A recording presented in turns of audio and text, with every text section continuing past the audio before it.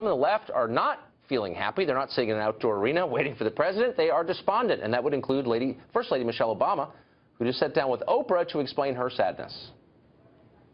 Your husband's administration, everything, the election, was all about hope. Do you think that this administration achieved that? Yes, I do, because we feel the difference now. Yeah.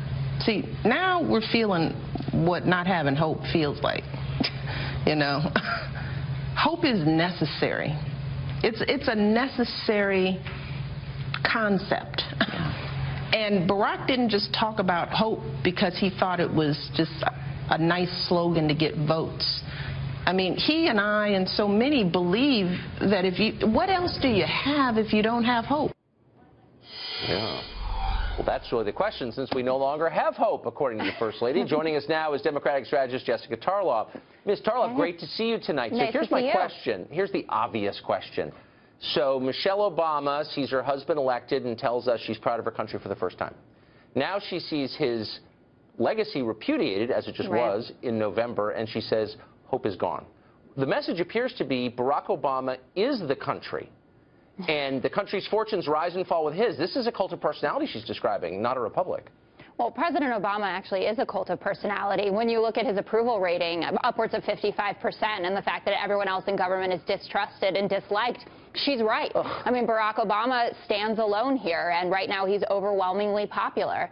And I think that she felt it was necessary to make this argument that she was making on the campaign trail throughout this. You know, she went out there and stumped for Hillary Clinton, who, you know, I don't think I'm revealing a big secret here. I don't think she's a massive fan of, naturally, you know, after what went on in 2008. And she went out there to make sure that her husband's legacy was going to be cemented. And as you said, now it's going to be completely repudiated by someone who was a leading figure in the birther movement. So I understand why she's not feeling particularly hopeful right now.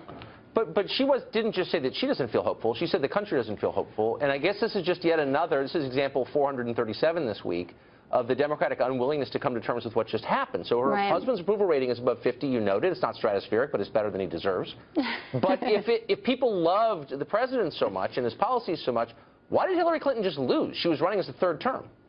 She was running as a third term, not only his third term, but also her husband's third term, and that's incredibly difficult. If you look throughout history, it's almost impossible to win a third term, even for one guy, even one great guy, and we have two here.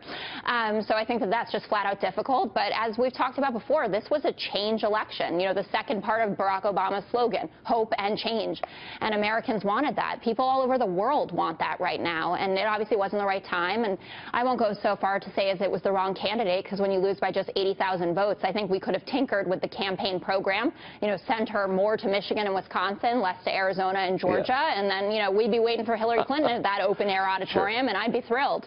Because there's always a technocratic solution. Just read more papers, let's bring an Ira magaziner and reverse engineer. So, but I would say two things. First, this current First Lady has gotten a pass for 8 years. She said a lot of really nasty, divisive, and political things, and no one calls her on it, and that's frustrating to me in the press.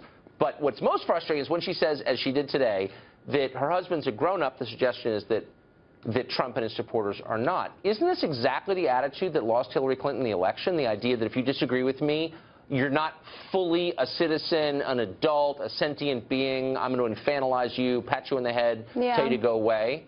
I think it's a very smart argument to be making. I think that we were hurt dramatically by the PC police argument and that deplorables comment. You know, it resonated really well with the left, but there are a lot of people out there that took issue with it, and I thought it was a mistake to make it, and certainly to attach a number to say 50% or more. So I think that you're right there. Michelle Obama, though, has an overwhelmingly high approval rating as well. I think it's 66% currently. And as you know, she was the best on the campaign trail. Fawning profile. Why? You know what I mean? Like, people kind of believe what they're told. I mean, has there ever been a tough piece on Michelle Obama?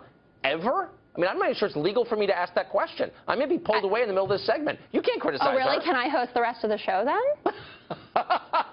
I'll do the rally coverage. We're locking the doors. But I mean, there's been a lot of, and I'm not saying, you know, you shouldn't attack a president's wife or a candidate's wife, but if that person is an active participant in politics, you can, right?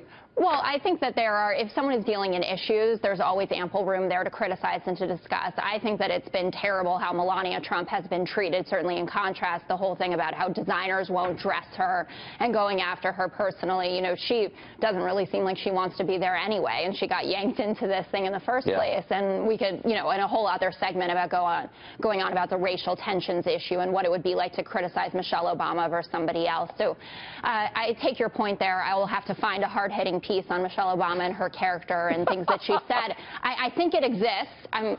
I'll get back to you. You know what? It's a little like the missing link. It's got to exist because science suggests it does, but we haven't found it yet. $20 to you if you do. Jessica Tarlock, thanks a lot for joining us. Thanks, Tucker. Appreciate it.